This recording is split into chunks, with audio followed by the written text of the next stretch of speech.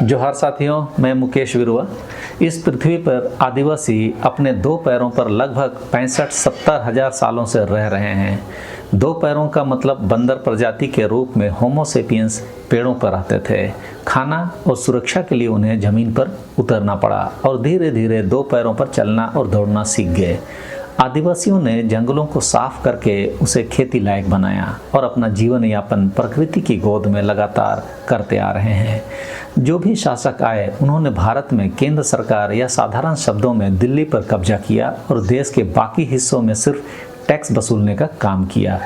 उसके लिए उन्होंने साहूकारों पर भरोसा किया, लेकिन आदिवासी इलाकों में साहूकारों को घुसने में सफलता नहीं मिली जैसे दूसरे क्षेत्रों में अक्सर मिली। उसी तरह जब अंग्रेज भारत में सत्ता में आए तो उन्होंने भी साहूकारों के मार्फत ही टैक्स उगाही का रास्ता चुना।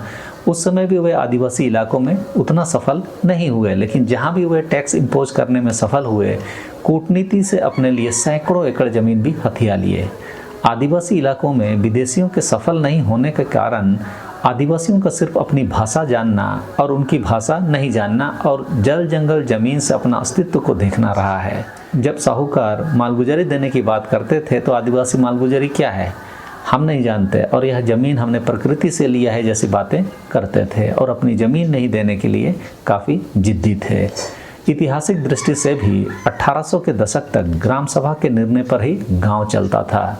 जो भी विदेशी भारत पर आक्रमण किए, उन्होंने सिर्फ केंद्र पर कब्जा किया और गांव की व्यवस्था को नहीं छेड़ा। केंद्र सरकार में बैठकर वो केवल गांव से वसूलने वाला टैक्स कम या ज़्यादा करते रहते थे। 1830 में लॉर्ड मेटकाल्फ, जो कि उस समय के कार्यकारी गवर्नर जनरल हुए, वे लिखते हैं कि भारत देश की बुनियाद यहाँ की ग्राम सभाएं हैं।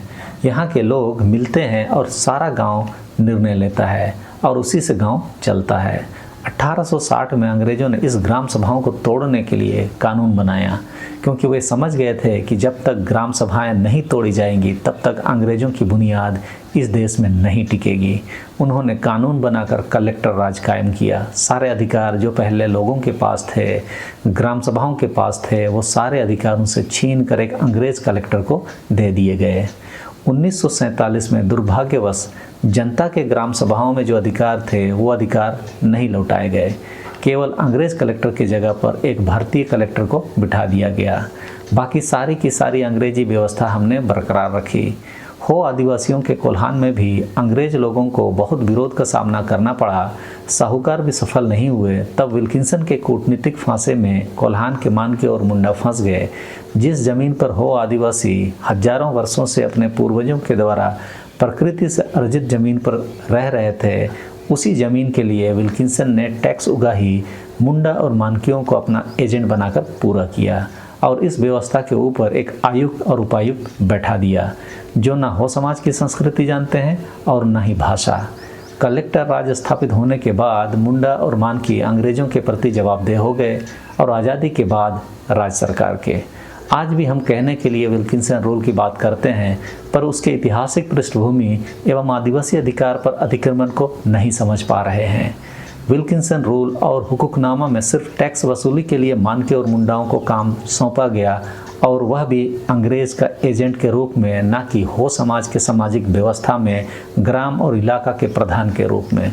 उपरोक्त किसी भी दस्तावेज में यह नहीं लिखा गया कि मुंडा या मानकी ग्राम सभा के प्रधान हैं। अभी का हालिया झारखंड पंचायती राज अधिनियम छोड़कर और ग्राम सभा के निर्णय उनकी अध्यक्षता में होंगे, ये भी पंचायती राज अधिनियम 2001 में ही लिखा गया है। अन्यथा पहले के किसी भी दस्तावेज में ऐसा कोई व्याख्या नहीं है।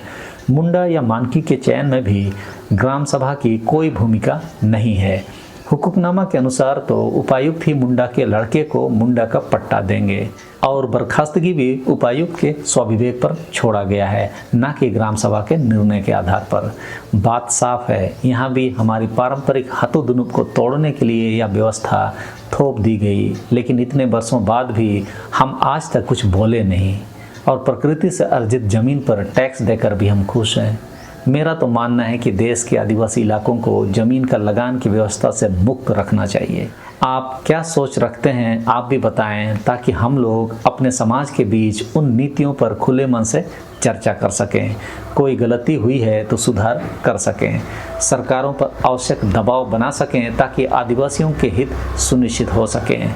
इस वीडियो में इतना ही। सबों को धन्यवाद। जोहार।